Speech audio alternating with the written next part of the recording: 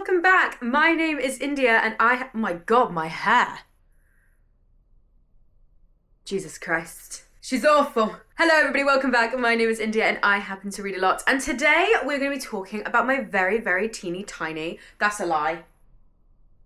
We're doing my December TBR. We are doing the last ever TBR video for 2025. If you have been on this channel, you will know that I stress about the passing of time quite regularly in my TBR and wrap-up videos. And today we are going to be talking about December. December is a really funny one because I only ever read Christmas books really in December and maybe the odd following year release. This year we've taken a little bit of a switch. We are only doing 2 Christmas books this year, despite me having many, many on the shelf. Very much just taken over by book group books for December, but this is going to be a really quick and easy video. December is one of my all-time favorite months. I am very much a Christmas girly and a Christmas fan. So yeah, let's just get into it. So the first thing I want to do is shout out a book that I'm bringing over from November, and that is The Will of the Many by James Islington. I am currently filming this 4 days before December. So I still have 4 days to read The Will of the Many, but I'm currently 150 pages into a 630 page book. So I don't see myself finishing that, considering also I work in retail and it's now the Christmas period, so it's very busy. I don't see myself finishing it by this Sunday. Not gonna happen. Not gonna happen. So because of that, I am adding The Will of the Many to my December TBR. Hopefully I finish it. I am enjoying it. It's just chunky books can be a bit slow paced, and sometimes I think, do these books need to be really chunky? Could we just cut something out? I don't know. But what I have read has been very, very good. So yes, just crossing over The Will of the Many from November to December. Starting off with our Christmassy themed books. First one I have is The Death of Last Year by Sophie Hannah. So this technically isn't Christmassy, it's a New Year's themed book. But for those of you who don't know, Sophie Hannah has been an author of now, I want to say 5? Hold on. Of 6. This is the 6th one. Sophie Hannah has been tasked with writing more Hercule Poirot books. She's been chosen by the Agatha Christie estate, and she has now written 6 books set in the Hercule Poirot world, following Poirot and his new sidekick for this one. I think his name's Edward Catchpole. Yeah. Yes. Edward Catchpole, as they solve a bunch of murders. And it's set very early on in Poirot's career. I have read every single one of these books so far. Silent Night, which was her last book, which came out about 2 years ago, was incredible. That was a Christmassy themed book. This year around, it's focusing on New Year's. So weirdly, I would want to read this more closer to the end of the month, but I also like to wrap stuff up quite quickly in December, so we're focusing on this at the beginning of the month. But this follows Poirot and Edward, who go to a Greek island to ring in the new year, but then they have to try and stop a murderer before the clock strikes midnight. So yeah, a really cool New Year's themed murder mystery. I really, really enjoyed, as I said, her last book. Some of Sophie Hannah's Poirot mysteries can be hit or miss. I either absolutely love them or think they're kind of not great, but we've been in an upward trajectory recently with her books, so I'm feeling quite confident that I will enjoy this one. Continuing on with the Christmassy books, we have The Christmas Stocking Murders by Denzel Mayrick. I read The Murder at Holly House last December. I believe it made it to my top 5 murder mysteries of the year, I'm pretty sure. And it was really, really good. It follows this detective inspector who gets in trouble at his local constabulary, and he gets transferred to a different location in this really, really boring nothing happens village, except for it actually does. A lot happens and he solves a very big murder. This is the second one. This is set in 1953, and it follows Grasby as he solves the murder of a fisherman who is found with a pair of stockings around his neck, and an innkeeper dies, and it's just all good. There's a snowstorm, there's a snow blizzard, because of course there is. Then we have Cuddy by Benjamin Myers. This is a book that has been chosen by another book group I attend, and it's also in one of my 25 books to read in 2025, so we'll just quickly get that one in there before the year ends. This is a story, kind of like a biography, literary biography of St. Cuthbert the Saint and his entire life. But what makes this so interesting is it is told through It's an epistolary. I used to say epistolary. It's actually epistolary, I found out recently.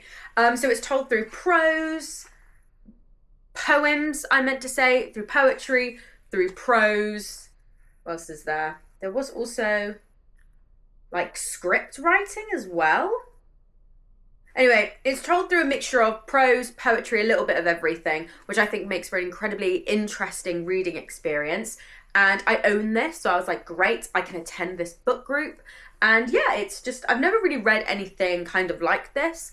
So it'd be good to kind of branch out and try something different. Then another book that I've owned for ages and haven't got round to reading, we have Murder at Mount Fuji. This is by Shizuko Natsuki. This is a rediscovered classic from Japan's Queen of Crime. So Murder at Mount Fuji follows American student Jane Prescott, who is spending the new year with her friend Chiyo's family in Japan. They are bringing in the new year in this very big mansion at the base of Mount Fuji, and everything seems to be going well until her friend Chiyo rushes into the room covered in blood with a knife, saying that she stabbed her grandfather to death. Everybody has no idea what the hell is going on. They literally shut everything down. They lock themselves in this manor, and Jane takes it upon herself to actually find out what's happened. And again, another New Year book. I don't know what it is. Normally, December is the book of Christmas mysteries, but it seems that this December is the book of New Year's Eve mysteries. But yes, I'm really, really excited to read this. I just remember being just like, that cover is insane. That cover is really cool. And we all know that Japanese fiction, specifically Japanese crime fiction, is my favorite kind of crime fiction. I love Japanese crime fiction so much. So I've got high hopes that this is going to be good. But I also hope that I will have the chance to read the Reformatory, which is a book that loads of my mutuals have been talking about. It follows a young boy called Robbie who is sentenced to 6 months at a reformatory school for boys in the middle of the Jim Crow South for kicking a white landowner's son in defense of his older sister. And it's split between his sister trying her hardest to get him out of this school, while he is also following him in this school for boys as a segregated school. He also has the ability to see ghosts. It's a mixture of historical fiction and horror, and it depicts the real life horror that happened in these schools, while also adding that supernatural horror twist of being able to see ghosts and things like that. I have a feeling it is going to be a tough read. I think it's going to be a heartbreaking read, but everybody has said how good it is, so I am going to read it. I don't know whether I'll be able to get through all of these books in December, because I obviously am working in retail and Christmas time is crazy, and I only have 2 days off at Christmas, so we'll see. But I am hoping to get through all these books. If not, I really want the Reformatory to maybe be the first book that I read in January. But that is it. It's still quite an ambitious December TBR, because in the grand scheme of things, I think on average, I probably only read about 4 books in December. As I've said so many times, I'm a bookseller. I work in retail. We lock in the minute the first late night shopping hits. So it's going to be a crazy time. I don't know how much I'll actually end up reading. So this is probably my most ambitious TBR out the entire year. Even though when I tried to read 30 novels in 30 days or 30 manga volumes in 30 days, trying to read more than like 4 books in December for me, because I'm an avid reader, is quite hard. So we shall see, especially because I have to finish The Will of the Many, which is so chunky. And there's only so many times that you can read Christmas and New Year's Eve books in the year. I just don't read Christmas books outside of late November, December. Do you know what I mean? So we'll see, but I really, really hope to do them. And also I have a lot of The Will of the Many is a book group book. Cuddy's a book group book. There's a lot of things that I kind of actually genuinely need to read. So we'll see how far I get in December. I wouldn't say I'm feeling super confident. But now, yeah, December is great. December, though, that being said, not only is it my favourite month socially, I love Christmas, but it's also the beginning of all my wrap-ups. Like, I start really winding down on my reading, which is why I'm a bit like, this is quite ambitious. I do start winding down quite a bit, and I want to get my murder mysteries out the way very quickly as well, because I do like to do a top 5 murder mysteries video. So I just really need to lock in like no one has ever locked in before in their life. We shall see. But thank you so much for watching. This is my final TBR video for 2025. I cannot believe the next TBR video that I'll be filming will be my January TBR. And to be honest with you, I've already got a couple of books lined up. Like, I already know a couple of the books that I want to read in January. So yes. Oh, it's so exciting.